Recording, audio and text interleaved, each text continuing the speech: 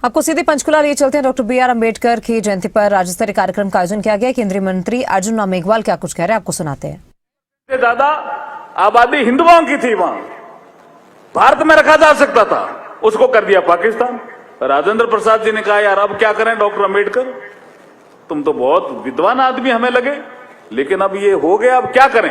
अब उसमें एक जो विषय आया, आप कहोगे बॉम्बे से कैसे वापिस आए जीत करके, M.R. जयकर एक संविधान सभा के सदस्य थे। नेहरू जी ने जो 13 दिसंबर 1946 को एक प्रस्ताव रखा, जो बाद में संविधान की प्रस्तावना बना, उसका विरोध किया M.R. जयकर ने। तो जयकर साहब और कांग्रेस के बीच में तनातनी हो गई। वो बहुत बड़े बैरिस्टर थे, इंटरनेशनल कोर्ट के भी जज रहे M.R. जयकर।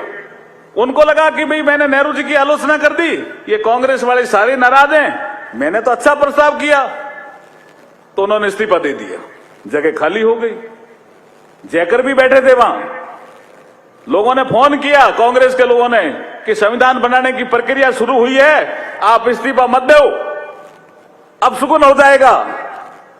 जब जयकर साहब को पता लगा कि डॉक्टर अम्बेडकर की सीट पूरी पाकिस्तान में भेज दी है, तो उन्होंने कहा मेरा इस्तीफा मंजूर करो, और जो मेरी सीट खाली हो वहां पे डॉक्टर अम्बेडकर आना चाहिए। ऐसे M.R. जयकर साहब के लिए भी जोरदार ताली बजा सकते हो आप, नहीं तो बड़ा मुश्किल था बाबा साहब का यहां संविधान सभा में ही पहुंचना।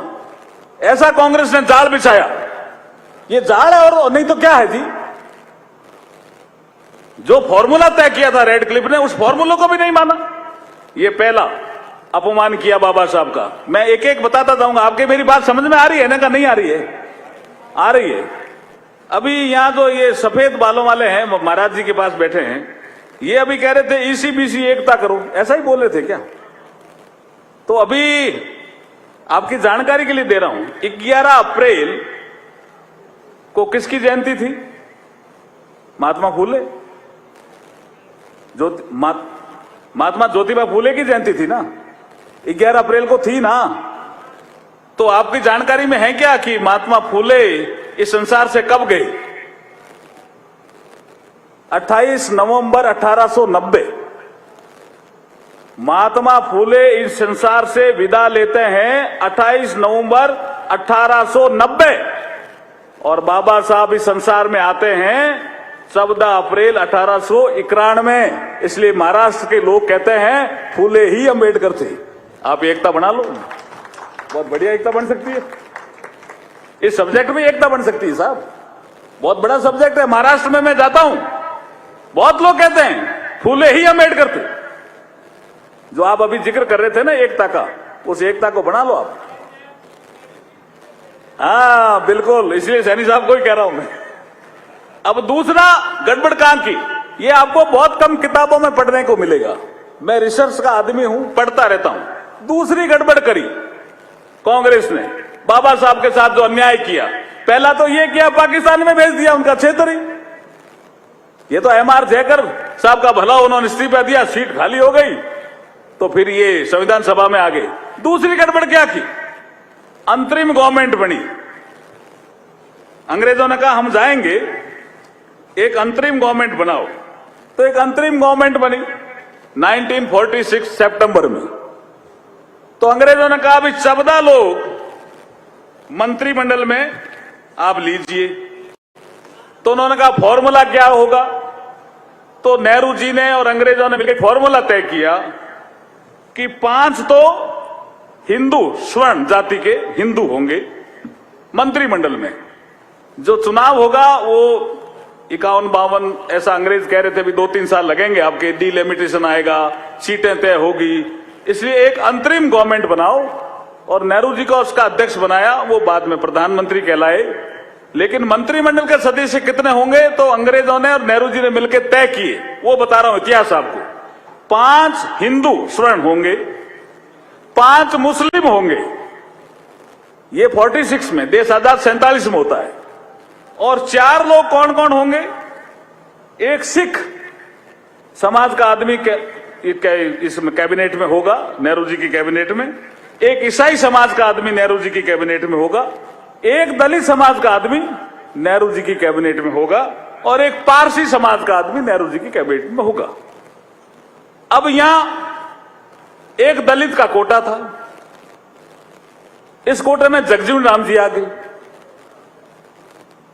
अब यहां कुछ लोग कहते हैं कि नहीं, बाबा साहब जगजीवन राम जी को हटाने के लिए गए होंगे, ब्रिटेन के प्रधानमंत्री से बात की। सब झूठ है जी। बाबा साहब ने रिटर्न में आर्गुमेंट किया है